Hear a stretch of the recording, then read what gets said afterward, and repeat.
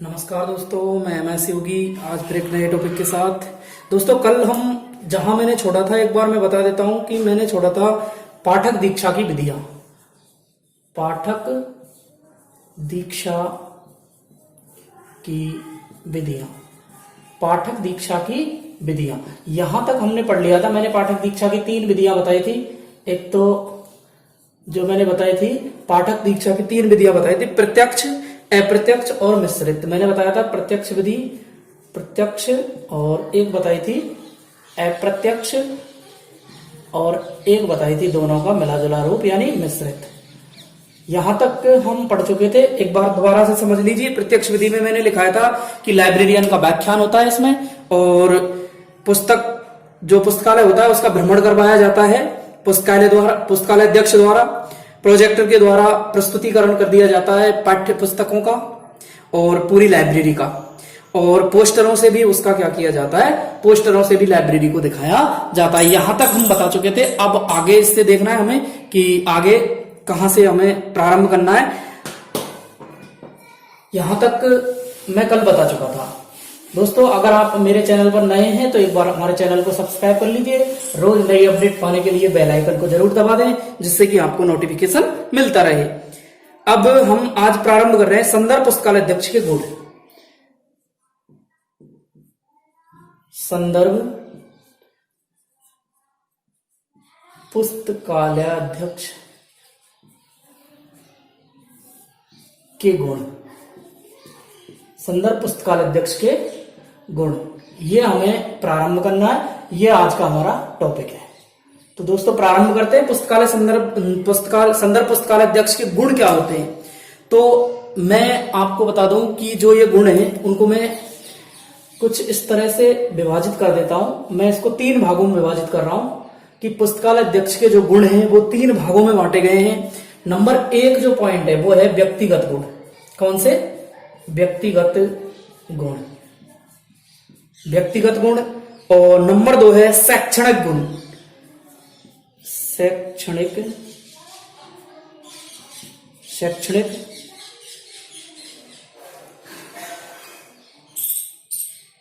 शैक्षणिक तथा व्यवसायिक गुण, शैक्षणिक तथा व्यवसायिक गुण।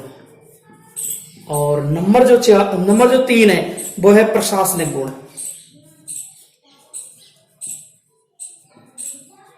प्रशासनिक गुण। समझ लीजिए दोस्तों कि संदर्भ पुस्तकालय अध्यक्ष के गुणों को हमने 3 भागों में बांटा है। नंबर 1 की बात करते हैं हम, तो नंबर 1 आते हैं हमारे व्यक्तिगत गुण, नंबर 2 आते हैं हमारे शैक्षणिक तथा व्यवसायिक गुण, और नंबर जो 3 है वो आते हैं हमारे प्रशासनिक गुण। तो नंबर 1 व्यक्तिगत गुण, व्यक्तित्व कैसा होना चाहिए। लाइब्रेरियन जो बनेगा, उसका, संदर्भ पुस्तकालय अध्यक्ष जो होगा, उसका व्यक्तित्व कैसा होना चाहिए, उसकी पर्सनैलिटी किस प्रकार की होनी चाहिए। तो मैं बता दूं आपको कि पर्सनैलिटी के हिसाब से देखा जाए व्यक्ति को, तो व्यक्ति सहनशील होना चाहिए। कैसा होना चाहिए? सहनशील, सहनशीलता का गुण होना चाहिए व्यक्ति में, कि ऐसा नहीं कि छोटी छोटी बातों पर क्या हो जाए, दिक्कत खड़ी कर दे। इसलिए व्यक्ति को सहनशील होना बहुत जरूरी, पेशेंस व्यक्ति में होना चाहिए। नंबर 2 की बात करें, सहनशील होगा तो मृदुभाषी भी होगा। मृदुभाषी का मीन्स है कि ऐसा नहीं कटु वचन बोलने वाला हो, ऐसा होना चाहिए जिसमें बोलने का लहजा हो और अच्छी मीठी बातें करता हो। मीठी बातों का मतलब ये भी नहीं है कि वो ज्यादा ही मीठी बातें करता हो। मृदुभाषी होना चाहिए, यानी जो भी व्यक्ति आता है पुस्तकालय में उसके साथ उसका वार्तालाप हो तो अच्छे से हो। नंबर 3 की बात करते हैं, अध्ययनशीलता का गुण। अध्ययनशीलता का गुण होना चाहिए। अध्ययनशीलता का उसमें क्या होना चाहिए? गुण होना चाहिए। ये हमारे व्यक्तित्व में पढ़ रहे हैं। सहनशील होना चाहिए, मृदुभाषी होना चाहिए, अध्ययनशीलता का गुण होना चाहिए। नंबर 4 की बात करते हैं हम, शारीरिक रूप से स्वस्थ व मानसिक रूप से योग्य होना चाहिए। शारीरिक रूप से स्वस्थ एवं मानसिक रूप से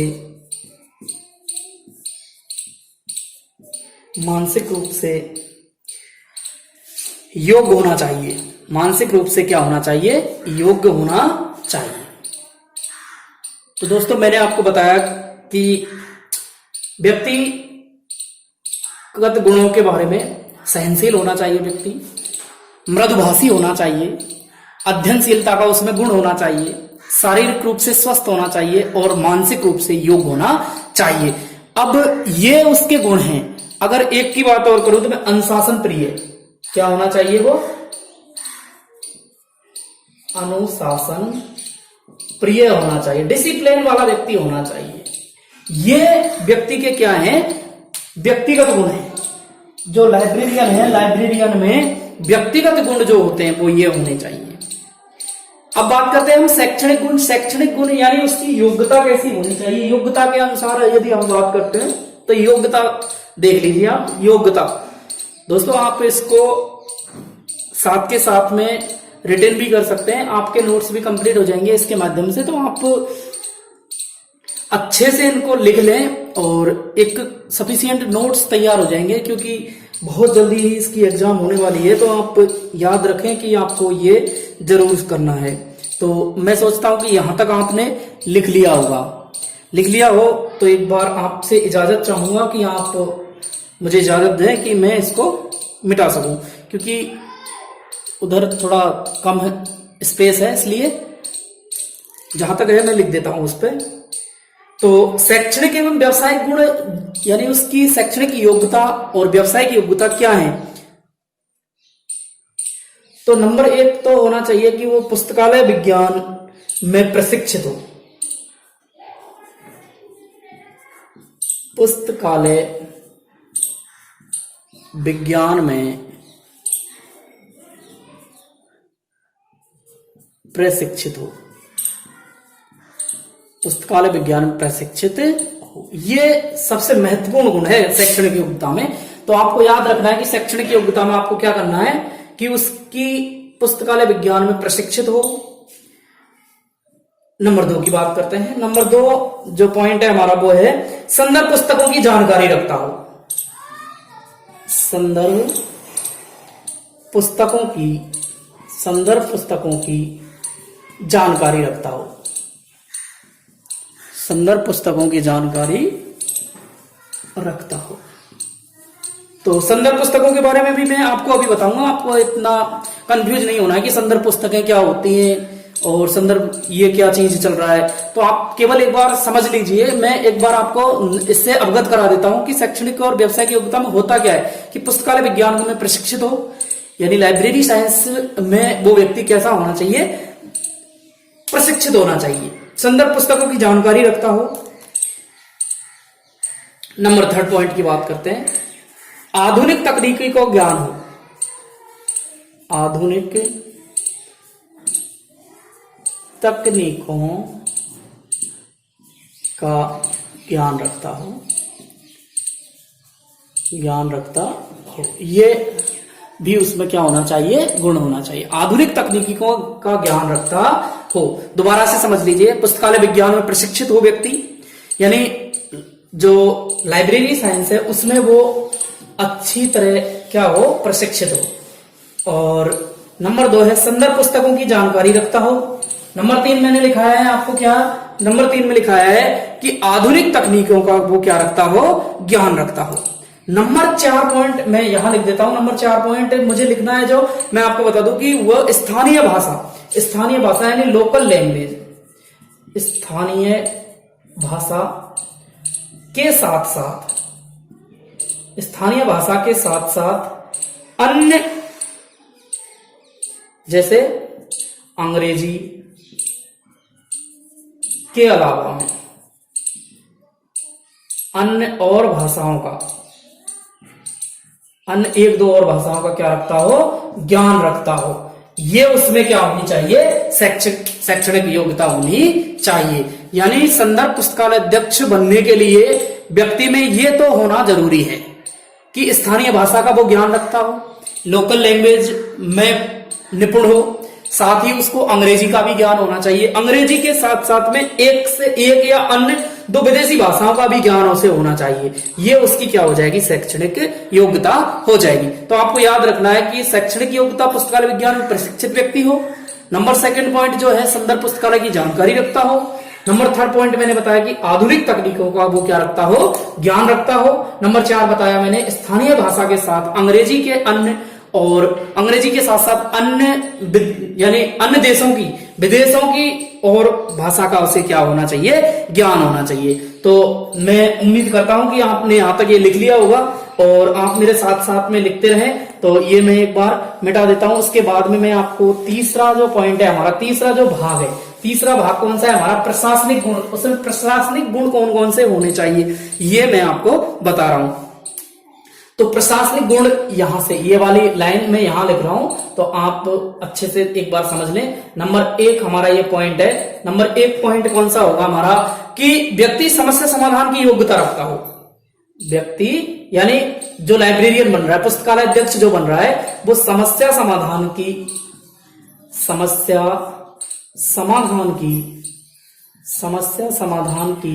योग्यता रखता हो। समस्या समाधान की क्या रखता हो, योग्यता रखता हो। ये हमारा नंबर 1 पॉइंट हो जाएगा। नंबर 2 पॉइंट की यदि हम बात करते हैं तो ये आपको समझ में आए, समस्या समाधान यानी उसके लिए यदि कोई समस्या आ रही है तो वो खुद से निजात कर सके, इस चीज का खुद से क्या कर सके, निजात कर सके। तो ये उसमें योग्यता होनी चाहिए। नंबर 2 पॉइंट की बात करते हैं हम कि वह न्यायप्रिय होना चाहिए। क्या होना चाहिए, न्यायप्रिय होना चाहिए। तो जो पुस्तकालय अध्यक्ष है, संदर्भ पुस्तकालय अध्यक्ष जो है, उसमें प्रशासनिक गुण की बात कर रहे हैं। नंबर 3 पॉइंट की बात कर रहे हैं हम, समस्या समाधान की योग्यता रखता हो व्यक्ति न्यायप्रिय हो। नंबर 3 की बात करते हैं। नंबर 3 जो पॉइंट है हमारा वो है मूल्यांकन में सक्षम हो। मूल्यांकन में सक्षम हो। मूल्यांकन में क्या हो, सक्षम हो। तो ये भी उसमें क्या होनी चाहिए, मूल्यांकन कार्य यानी वो जांच पड़ताल यानी परिणाम में क्या रखता हो, सक्षम हो, किसी चीज का मूल्यांकन कर सके वो। तो ये भी उसमें क्या होना चाहिए, गुण होना चाहिए। नंबर 4 पॉइंट की बात करते हैं। मैं उम्मीद करता हूं कि आपको ये वीडियो पसंद आ रही होगी, और यदि पसंद आ रही है तो दोस्तों आप वीडियो पे एक बार कमेंट करें और वीडियो को लाइक कर दें। आपका कमेंट हमें कहीं ना कहीं प्लस पॉइंट देता है, क्योंकि आपके विचारों को हम पढ़ पाते हैं कि आपके मन में क्या है, आपके मन में क्या है। तो दोस्तों एक बार जरूर अच्छे से, अगर आपको वीडियो अच्छी लग रही है तो एक बार जरूर से जरूर लाइक जरूर करें और कमेंट्स में लिख के बताएं मुझे कि आपको और किस कोर्स की आवश्यकता है, आपके लिए कौन सा टॉपिक कराया जाए। अभी मैं 4th यूनिट पढ़ा रहा हूं और 4th यूनिट में हमारा संदर्भ पुस्तकालय अध्यक्ष के गुण चल रहे हैं। तो नंबर 4 पॉइंट पढ़ लेते हैं हम। निरीक्षण एवं निर्देशन, निरीक्षण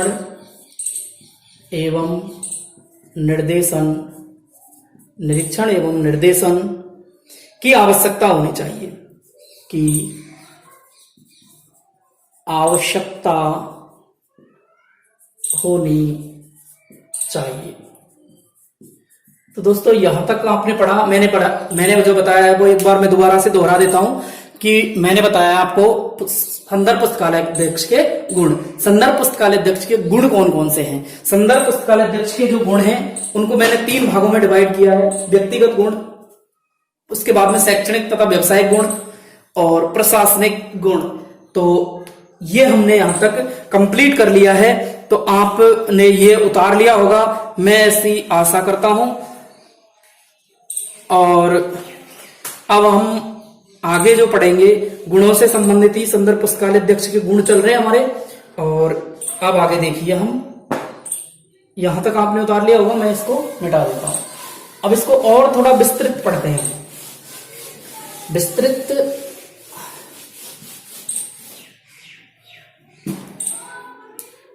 अब उसके और गुण क्या होने चाहिए। नंबर 1 गुण की बात करता हूं मैं, नंबर 1 और नंबर 1 है निरीक्षण कार्य। निरीक्षण कार्य निरीक्षण कार्य में हम क्या पढ़ेंगे कि निरीक्षण कार्य किस प्रकार से किया जा सकता है। तो निरीक्षण कार्य जो पुस्तकालय अध्यक्ष है वो निरीक्षण कार्य किस प्रकार से करेगा, तो पुस्तकालय के कर्मचारियों का वो निरीक्षण करना जानता हो। नंबर 1 पॉइंट क्या लिख सकते हैं हम, पुस्तकालय के कर्मचारियों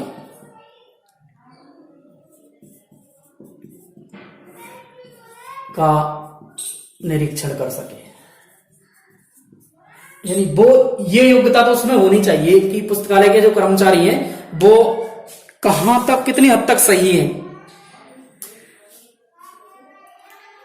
नंबर 2 पॉइंट की बात करते हैं हम, और उसमें क्या गुण होना चाहिए, और पुस्तकालय अध्यक्ष जो है उसमें एक गुण और होना चाहिए कि जो वार्षिक प्रतिवेदन तैयार करना है, वार्षिक प्रतिवेदन वो तैयार कर सके। तो लिख सकते हैं हम पुस्तकालय के वार्षिक प्रतिवेदन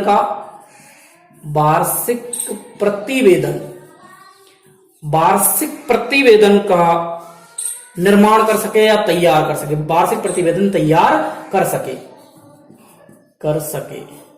तो ये उसमें क्या होना चाहिए, गुण होना चाहिए। नंबर 3 पॉइंट की बात करते हैं हम कि 3 पॉइंट क्या होना चाहिए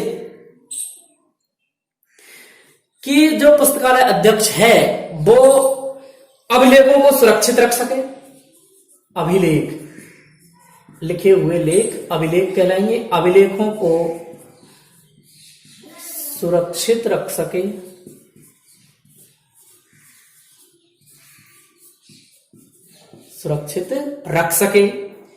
तथा आवश्यक आंकड़े, उनसे संबंधित जो आवश्यक आंकड़े हैं उनको अंकित कर सके, आंकड़े अंकित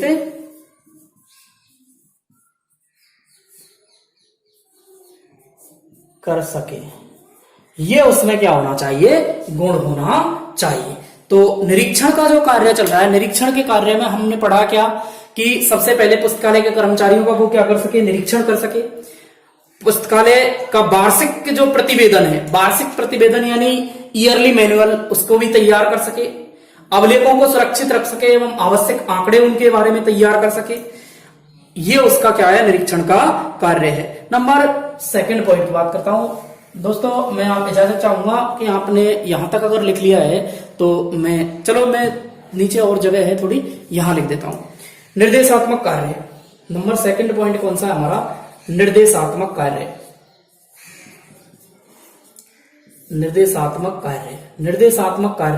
अब निर्देशात्मक जो कार्य हैं वो निर्देश देने के लिए होंगे, सीधी सी बात है, शब्द से पता चल रहा है कि निर्देशात्मक कार्य कौन कौन से होंगे।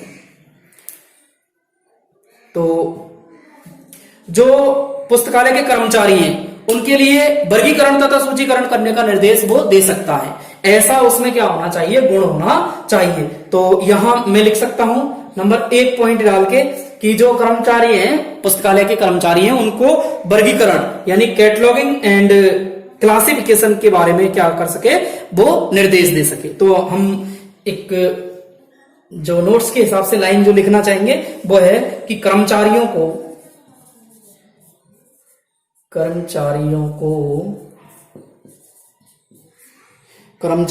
पुस्तकालय उपयोग हेतु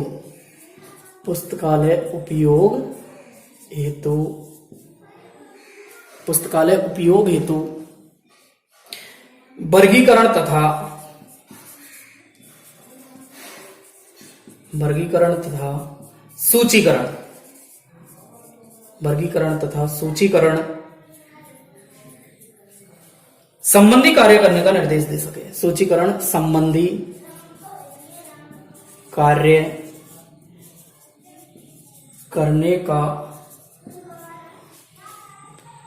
करने का निर्देश दे सके।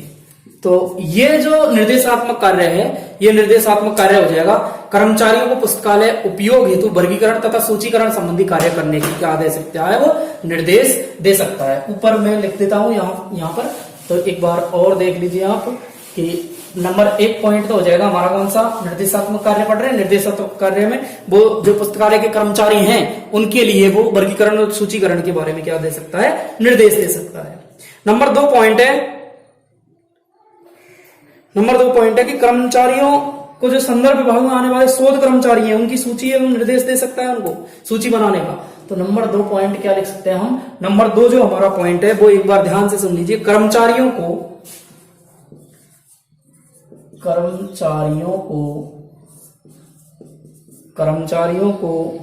संदर्भ विभाग में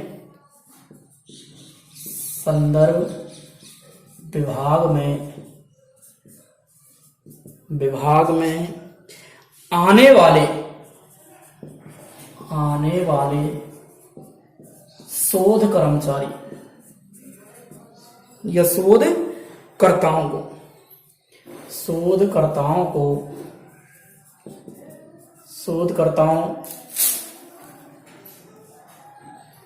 शोधकर्ताओं की सूची बनाने का निर्देश देना, सूची बनाने का निर्देश देना। नंबर 2 पॉइंट क्या था हमारा कि कर्मचारियों को संदर्भ विभाग में आने वाले शोधकर्ता जितने भी हैं उनकी सूची बनाने का क्या दे सकता है, वो उनको निर्देश दे सकता है। कर्मचारियों के लिए जो निर्देश दे सकता है वो कौन दे सकता है, पुस्तकालय अध्यक्ष दे सकता है। तो ये आपने लिख लिया होगा। नंबर 3 पॉइंट की बात करते हैं। 3 पॉइंट है कि जो भी पाठक हैं पाठकों को पाठ्य सामग्री चयन करने के निर्देश दे सकता है। पाठकों को पाठ्य सामग्री चयन करने के निर्देश दे सकता है। चयन करने की क्या दे सकता है, निर्देश दे सकता है। तो ये हमारे 3 पॉइंट हुए थे। नंबर 1 पॉइंट था हमारा कर्मचारी जो पुस्तकालय उपयोग में जो आ रहे हैं उनके लिए वर्गीकरण और सूचीकरण की क्या दे सकता है, वो निर्देश दे सकता है। और संदर्भ विभाग में जितने भी कर्मचारी हैं उनमें जो शोधकर्ता आते हैं उनके लिए वो उनकी सूची बनाने को कह सकता है। पाठक को पाठ्य सामग्री के चयन में भी क्या दे सकता है, वो निर्देश देना चाहता है। तो ये उसके क्या है, जो निर्देशात्मक कार्य हैं वो निर्देशात्मक कार्य हो जाएंगे। अब नंबर 3 पॉइंट की बात करते हैं। तीसरी यदि बात करते हैं तो सूचनात्मक कार्य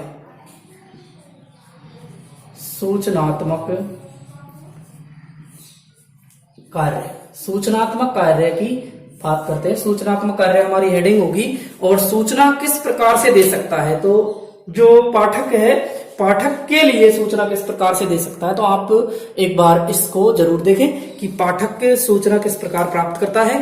पाठक द्वारा पूछे गए, यहां लिख सकते हैं हम नंबर 1 पॉइंट में, पाठक द्वारा पूछे गए सामान्य प्रश्नों के संदर्भ में, पाठक द्वारा पूछे गए सामान्य प्रश्नों के संदर्भ ग्रंथ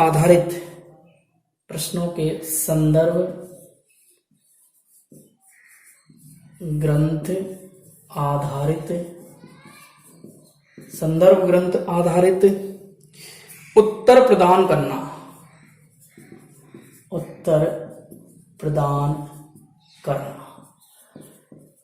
समझो एक बार इसको कि कहना क्या चाह रहा है कि पाठक जो लाइब्रेरियन है उससे सामान्य प्रकार के प्रश्न यदि पूछ रहा है वो, तो संदर्भ ग्रंथ पर आधारित उनके उत्तर प्रदान करवा सकता है वो। तो ये हो जाएगा उसकी सूचना का कार्य।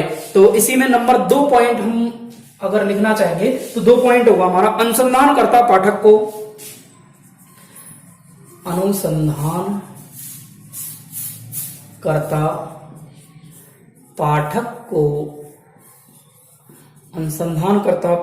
को दीर्घकालिक संदर्भ सेवा प्रदान करना। पाठक को दीर्घकालिक संदर्भ सेवा प्रदान करना, प्रदान करना।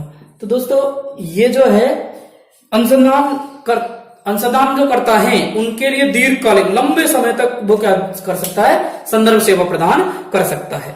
कौन? लाइब्रेरियन। नंबर थर्ड पॉइंट की बात करते हैं। थर्ड पॉइंट होगा हमारा कि अनुसंधानकर्ता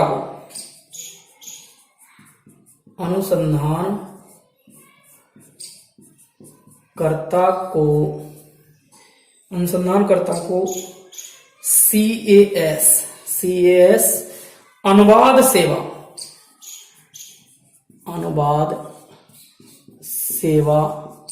CAS अनुवाद सेवा,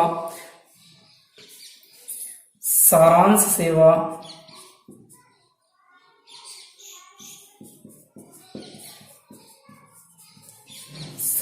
सेवा तथा प्रतिलिपि सेवा प्रदान करना, फोटोकॉपी प्रतिलिपि सेवा प्रदान करना। इसको समझिए आप। अनुसंधान जो करता है उसको CAS होता है कि वर्तमान में जितनी भी करंट की बातें यानी समसामयिकी के संबंध में उनका अनुवाद सेवा देना उनको, और उनके सारांश सेवा भी मांग सकता है वो, और प्रतिलिपि सेवा यानी उनकी फोटोकॉपी भी वो उनको प्रदान कर सकता है।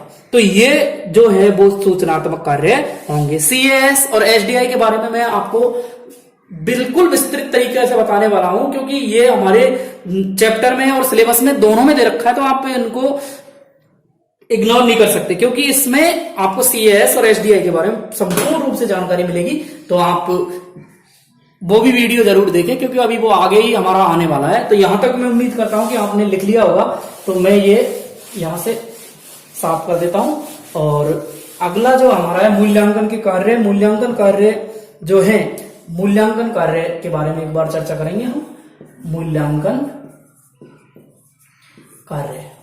कार्य दोस्तों, ये संदर्भ सेवा के बारे में आप पढ़ रहे हैं। संदर्भ सेवा क्या होती है, संदर्भ सेवा और संदर्भ सेवा की जो अब हमें कई दिन हो चुके हैं इसमें चलते चलते, तो आप देख रहे होंगे कि मैं पर डे आपके लिए ये जो टॉपिक है वो उपलब्ध करवा रहा हूं। तो आप अपने दोस्तों के साथ ये जरूर शेयर कर लें। और दोस्तों बहुत अच्छा लगेगा यदि मेरी इस वीडियो को आप ज्यादा से ज्यादा फैलाएंगे, तो क्योंकि आप का जो पुनर्बलन है वही मुझे आगे वीडियो बनाने के लिए क्या करता है, प्रेरित करता है। तो एक बार मूल्यांकन कार्य देख लेते हैं। मूल्यांकन कार्य में क्या होता है कि प्रश्नों का लेखा जोखा रखना और यह भी पता लगाना कि प्रश्नों का उत्तर दिया जा चुका है।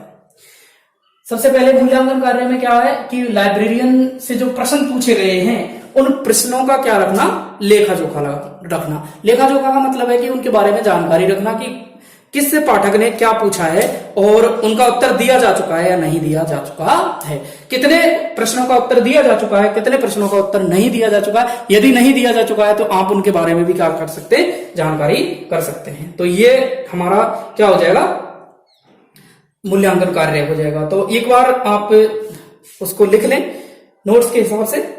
मैं आपको लिखा देता हूं, प्रश्नों का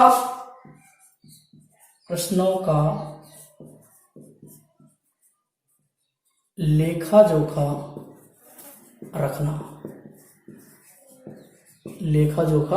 रखना और साथ में यह भी, और साथ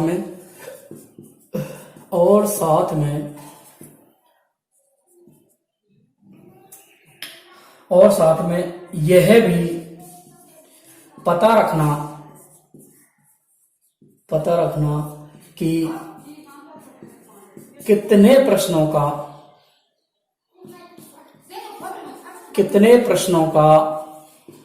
उत्तर दिया जा चुका है,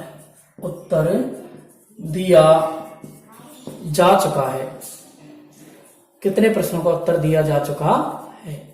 तो ये भी आपको क्या करना है, याद रखना है।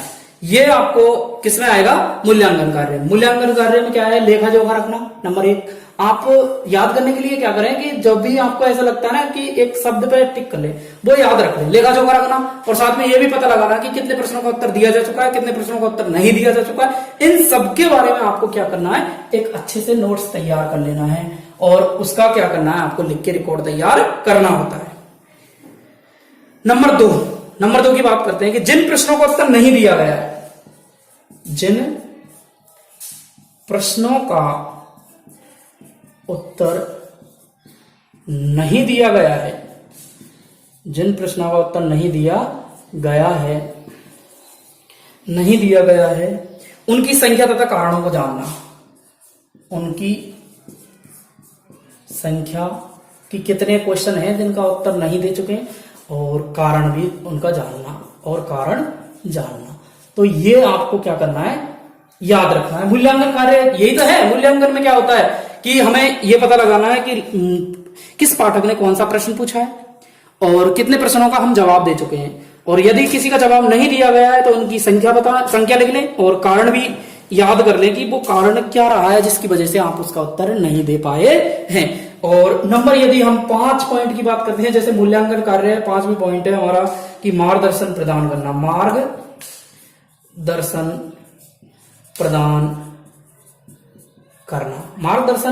प्रदान करना, इसमें आप देख सकते हैं कि किस प्रकार से आप पाठक का मार्गदर्शन कर सकते हैं, तो ये हमारा हो जाएगा क्या, गुण हो जाएंगे। और यहां तक ये आपने लिख लिया होगा। तो दोस्तों, अगली जो हेडिंग है हमारी, या अगला टॉपिक जो है हमारा, वो है संदर्भ विभाग का संगठन। संदर्भ विभाग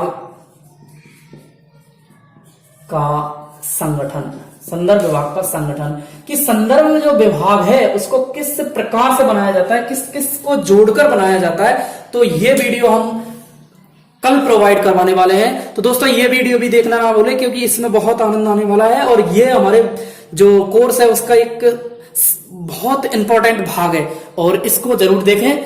थैंक यू सो मच दोस्तों।